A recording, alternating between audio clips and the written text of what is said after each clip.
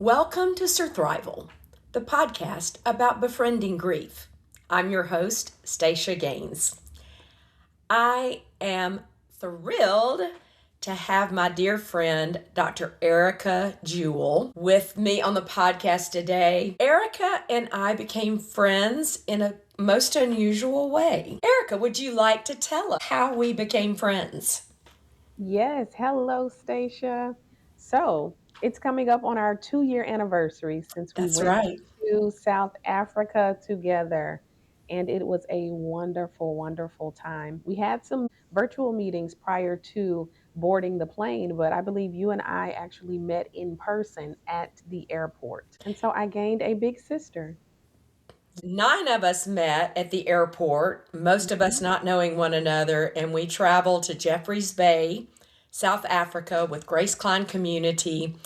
And for 2.5 weeks, lived Mhm. together with our Beats and Books family, the Ngosas. Yes, it was a wonderful experience getting to know all of you all while there, but also being in South Africa, getting to know the Negosas and everyone else that is there.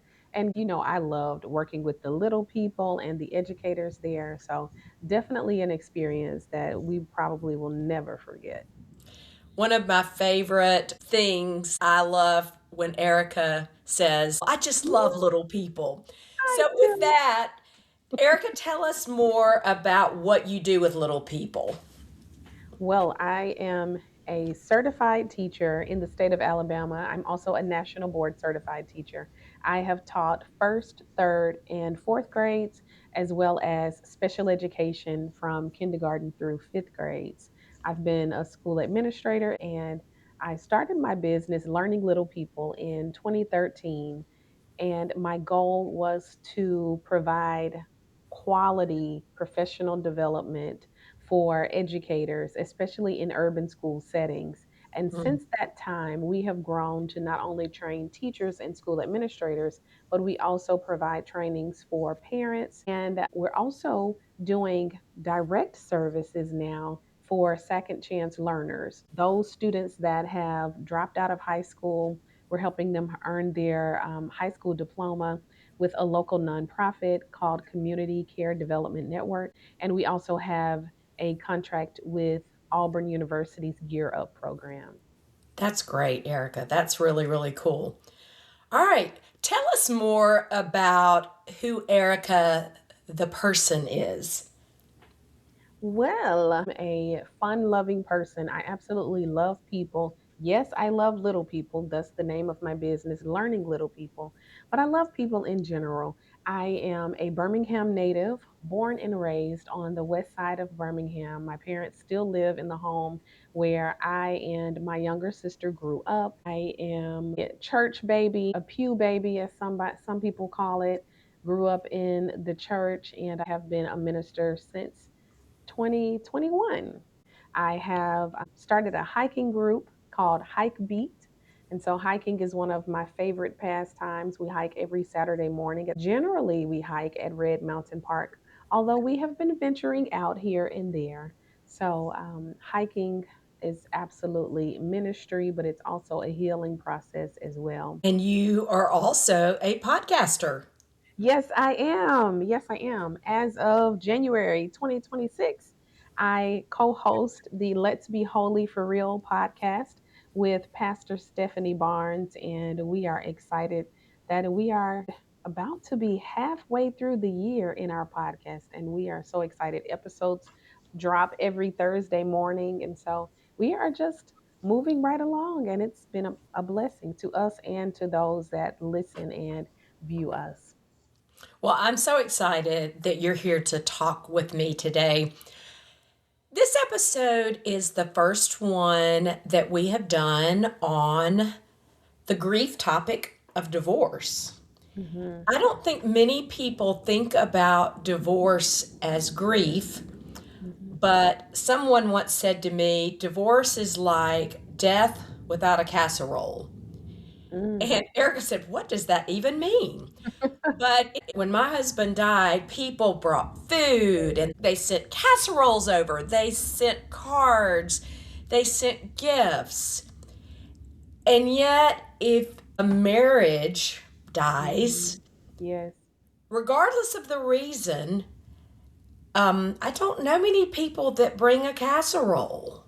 That is so true. So when you explained that to me, I was thinking, that is a really good point. I guess from my perspective, though, I did not expect people to help me grieve. It Hmm, was not until after some time that I realized that I needed a community around me. But initially, I didn't look at it as a death. But interesting. once the feelings started hitting, then I thought, this is it absolutely is a death. So the title, Death Without a Casserole, it is quite befitting. Yeah. So tell me why you didn't think of it as grief initially. What did you feel? Because I was the one that filed for the divorce, I didn't look at it as grief or a death because although I knew it was the end of our marriage, I looked at it as something I felt, what's the word? I felt as if I was now empowered. I Hmm, felt like I've just taken charge of my life and that's that. And so it interesting. was initially a move where I felt like, although still loved, to be clear, still loved him, I felt as though I had to do what was best for me. I filed for the divorce to protect me. Right. So I think that's why initially I didn't look at it as death. Because you had been the one to file and you were doing it to Hmm. protect you. At what point did you realize that you were grieving? It took a few weeks. The feeling of empowerment wore off, and I realized, man, this is permanent. Hmm. Like, there's no coming back from this. When I filed, my attorney said, are you sure? By that time, I was sure. And so Hmm. that's why it was like, okay, well, I'm sure I've got a reason, biblical grounds. So I'm justified. So, boom, let's do it. I mean Yeah. that is your personality. Erica is one of the most self-confident and biblically based, sound, grounded person that I've Thank you, known. Stacia.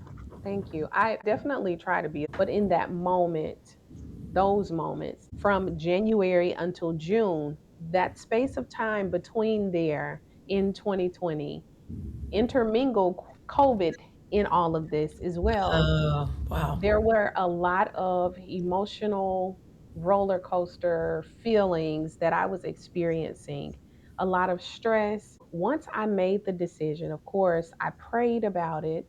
And I will not say that the Lord told me to divorce my husband, to be very clear. He didn't tell me to divorce him, but he also didn't tell me that I couldn't.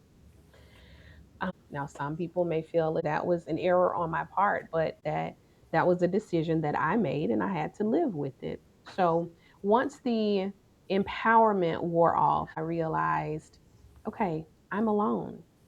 Hmm. That's when I went on a 40-day consecration, um, and really sought the Lord, like, God, okay, what does this now mean? What does this now look like? What do you want me to do now that I am a divorced woman? And that 40-day consecration was one of the most powerful experiences that I've ever had. Okay, explain this to me. I don't know what you mean by consecration. For my 40-day consecration, what I decided to do was I would do the Daniel diet for 40 days. So that means that I only ate fruits, vegetables, nuts, seeds, water. No meat, no sugar, no breads, nothing unless it came from the earth. And I did my very first ever full 3-day, nothing by mouth fast at the very end of the consecration. I was working in the mayor's office at that time. I was working remotely because of COVID. It gave me a lot of time at home by myself, confined, in quarantine. I did a lot of praying, a lot of reading my word, seeking the Lord's face. Oddly enough, every single day I prayed for my ex husband every Hmm. single day. I prayed for him. Mhm. I intentionally prayed over my ex husbands for specific things. For example, on the list, it might be pride, fornication, it might have been murder, accusation, what have you. So if it didn't pertain to him as I knew, as I was aware of, I didn't pray those things for him. But the things that Gotcha. I did know about, I prayed specifically for him on those things.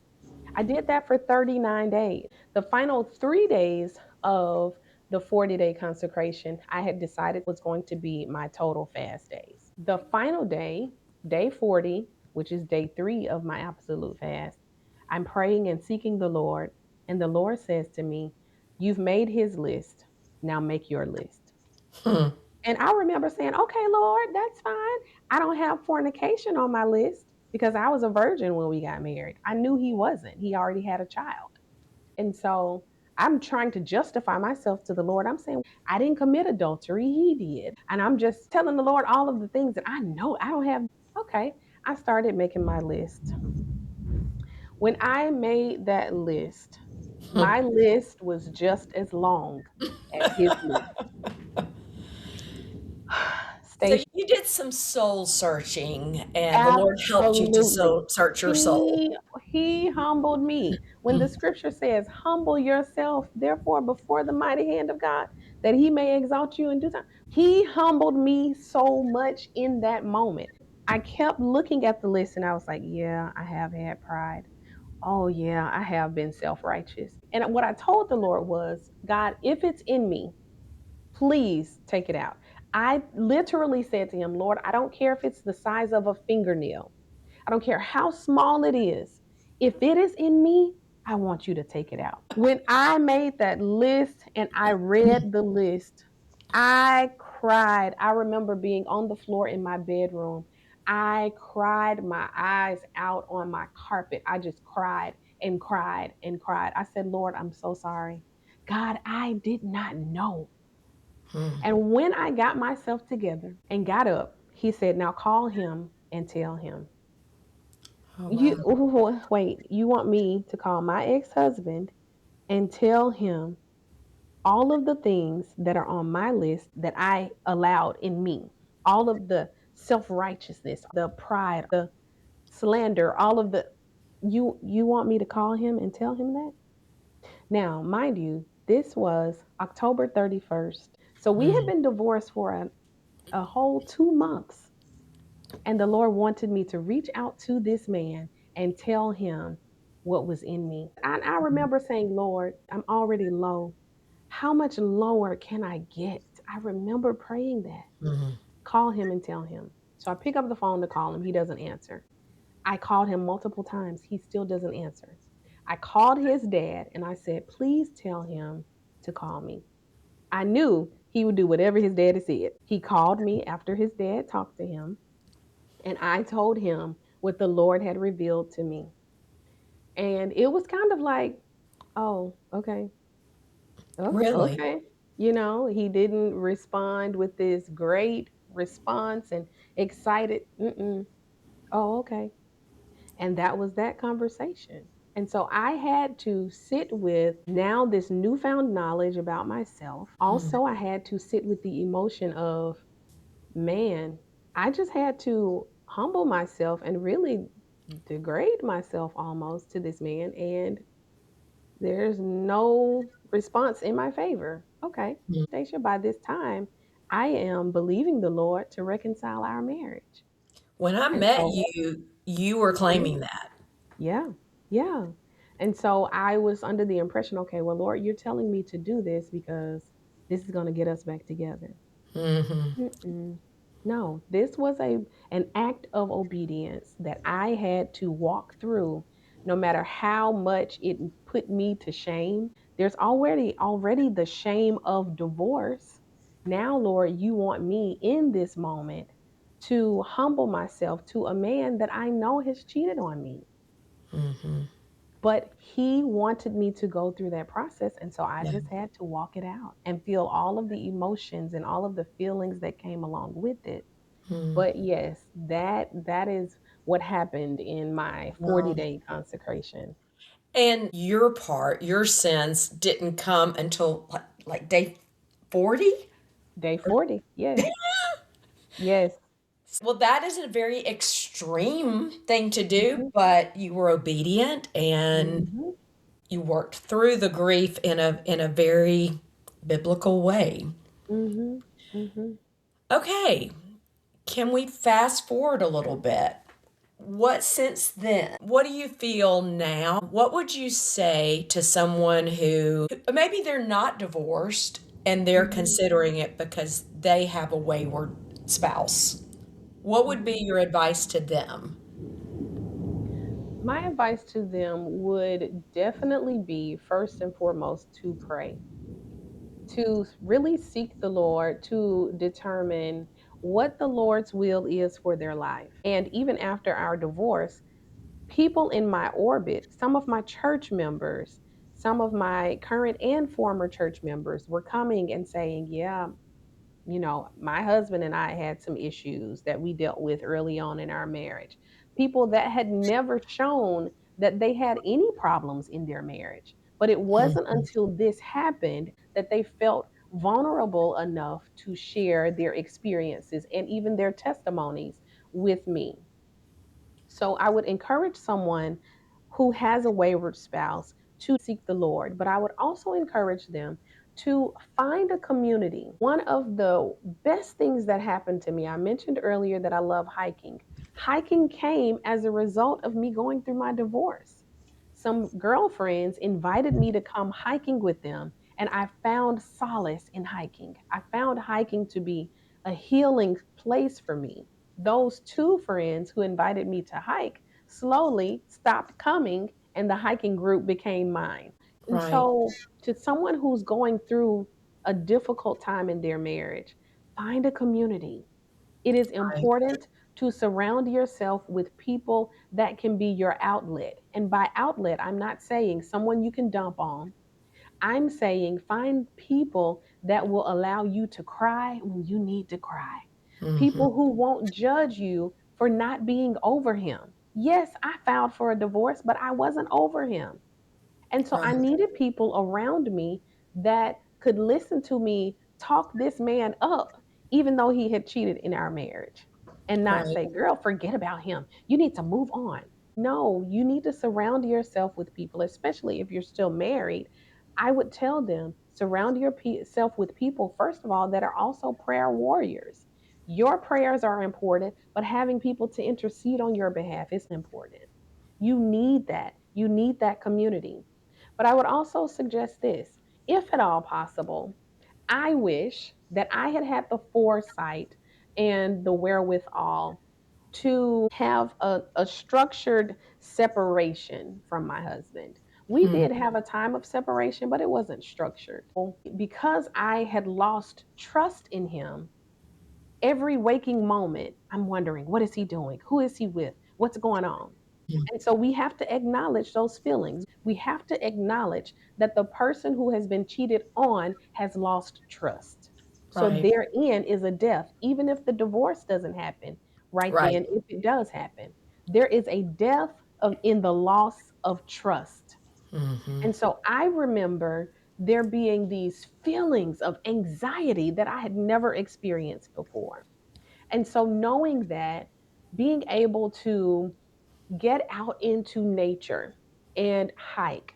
I wish I had done that before I filed for divorce, but I do realize that there were these anxious feelings, these feelings of stress that showed in my body. I was gaining weight hmm, because I was holding so much in. All of the cortisol was building up within my body, but I didn't know that. All I knew was I love this man, I don't like this man hmm, because he was being very mean to me. I didn't know about his infidelity the year before. I just knew he was treating me differently.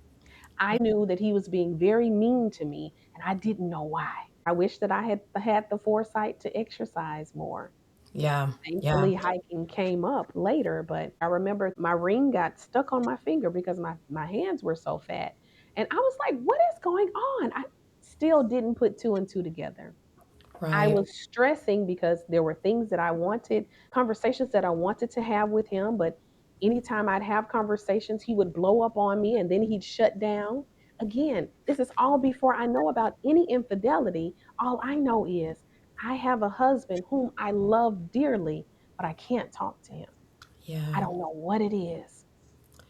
Okay, so you've brought up several surthrival principles, and I want to stop just a minute Mhm.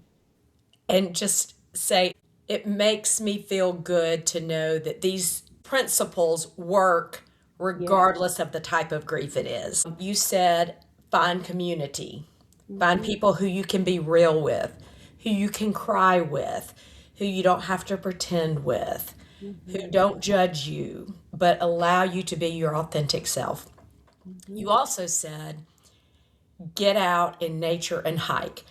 You are outside in creation, Yes. you are getting exercise, and you're doing it with friends. So Mhm. you have that added element of community. Right. I walk with my dog, which is another good thing. Yes. So, listener, regardless of the type of grief you're going through, having people you can really trust and be real with and be honest with, Mhm. and getting out and walking in nature, those are two things that will serve you really well as it relates to your physical, mental, and emotional health, Yes, and yes. spiritual health for that matter. Mhm. Absolutely. Okay, what about now? What Mhm. other things would you say to that woman? Things you know now that we haven't talked about? I would say to that woman, this is pre Dr. Erica Jewell because that didn't happen until 23. Oh, Um, okay. So you got your mhm. doctorate in 2023. Yes, but I was working on it prior to the divorce.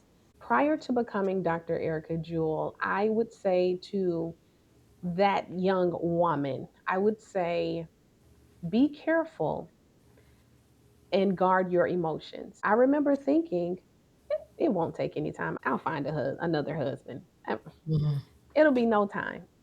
Okay. That was almost 6 years ago now.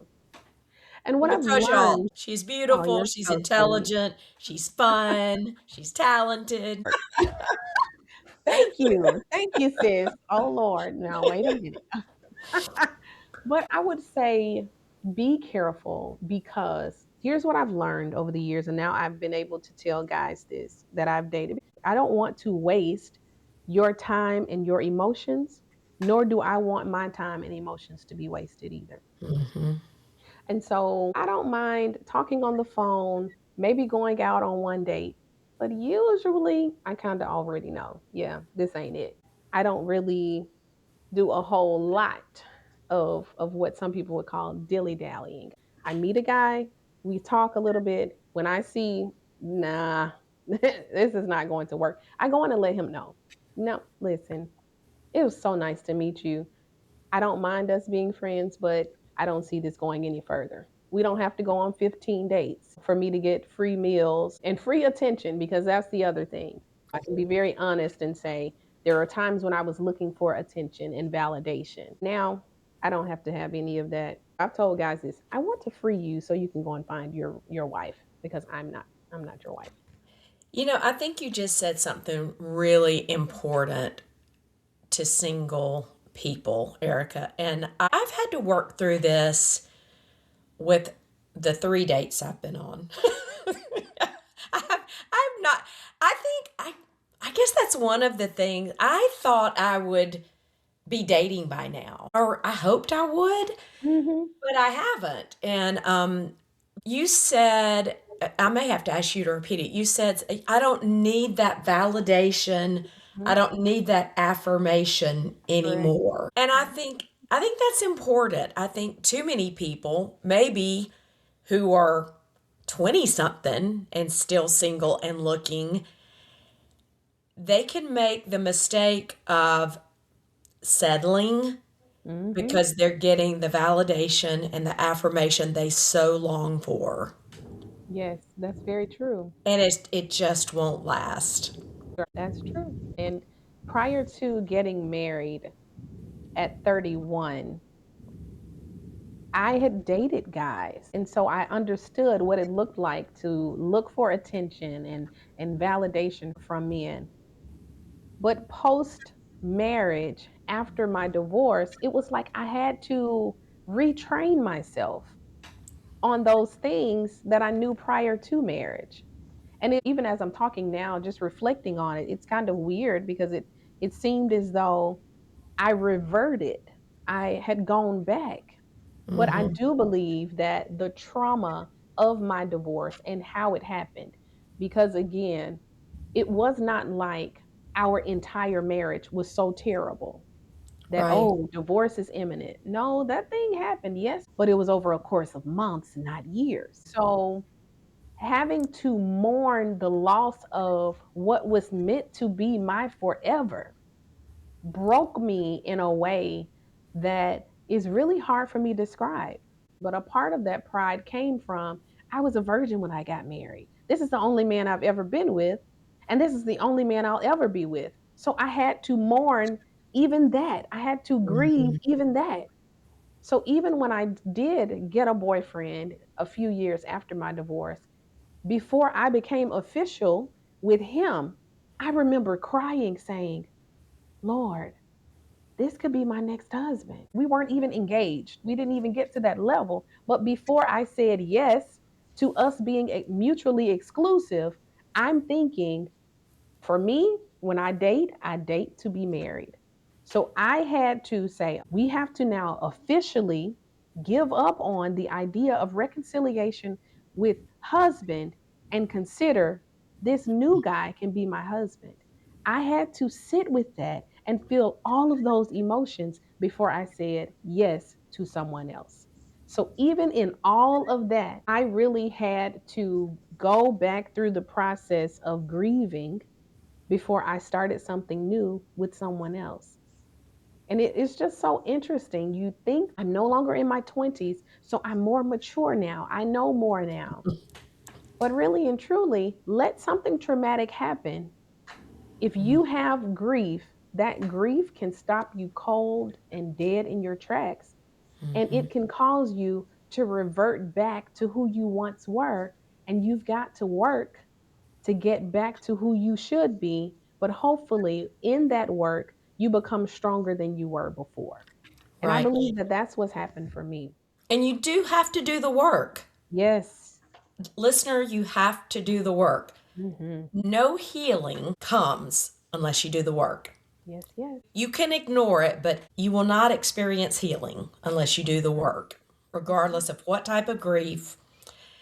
And even if it happened a long time ago, it's not too late to do the work. Hmm. Erica, having not experienced divorce, what role do feelings of rejection play? That is a very good question. Of course, different people divorce for different reasons. But for me, one of the things that was near and dear to my heart, even before I ever got married, I remember saying, I don't want my husband to ever fall out of love with me. Hmm. That was something that played over and over and over in the back of my head. Why I do you can't, think that is? and I was just about to say, I can't tell you where that came from. You married later in life, a little bit I later. did. Was that part of it? I did. My dad was not as affectionate as I wanted him to be as a father. I would look at other girls with their dads, and their dads were a lot more affectionate. So I wonder if this fear of rejection, which was one of the things that the Lord revealed to me on the 40th day of the consecration. I wonder if the thought of I don't want my husband to ever fall out of love with me, if it tied to how my dad was not as affectionate as I wanted him to be, plus this fear of rejection from my husband. I don't know because I Mhm. have really worked hard to be this confident woman who is not concerned about what other people say, but the men in my life matter to me, right? Yeah. I realized after my divorce that my husband, my dad, and my pastor, those voices were very strong voices in my life. So knowing that I had this fear of my husband falling out of love with me, for him to have cheated on me with someone else, of course, then I began to question, am I not beautiful? Does he not find me attractive anymore? And so I'm going inward, which is what I do even in the marketplace, even in my jobs. Anytime there's conflict between me, even a friend or a family member, I'm constantly looking at me saying, okay, did I say that wrong? Oh, did I do that the wrong way? I'm always that way. And so for him to have cheated, and I've heard men say, including my ex husband, well, she didn't mean anything to me, or it was just sex, or it didn't mean anything to me. But it meant something to me, Yeah. especially because you're the only man I've ever been with. So Hmm. that to me was the ultimate betrayal. So I Yeah. found out about his infidelity at the end of January. And the night that I found out, I remember saying, I want a divorce immediately. But as the days went on and I took off from work, I just cried and cried. And then once I picked myself up, I said, okay, you know what? Hey, we can make this work. I'm asking that you cut her off. And so to find out months later that there was still communication between the two of them, that broke me again.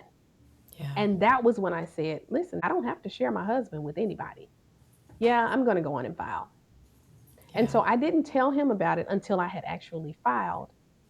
But knowing that you wanted to have me and somebody on the side as if that was okay with me, that was the ultimate betrayal for me. And so it knocked me A back a lot. lot. Yeah. It really did, because my dream was to get old, have children, grandchildren with this one man. And so that, also tying it back to my own pride, me divorced, I was looking around like, who divorced me? Not me, not the church girl. No, no, not the one who had a beautiful wedding and had family and friends there. No, not, I'm divorced. Whoa, what? It was definitely a shock to who I thought I was and who I wanted to be. And it was a shock to who I expected him to be. I Hmm. didn't see it coming. I did not. People are like, well, you saw some signs. You said, no, no, I didn't. I really Other didn't. than Because, he wasn't being nice to you. right. But Yeah. that, I didn't equate that You to, didn't well, equate he it. probably Yeah. is cheating. I didn't even think like that, because Yes. I can say that for the most part, I have lived a sheltered life. Some women would say I'm very naive and green. And yes, I have been. So because I trusted him fully and completely, I didn't think he's being mean to me because he's cheating. I remember saying, hey, you don't look at me eyeball to eyeball. We would sit down and eat dinner together, Mm. and I could not get him to look at me in my eyes. At no point did I equate that to, he's Wow. probably cheating. Yeah. I didn't think it, because I believed that this man loved me and he would not do anything like that to me.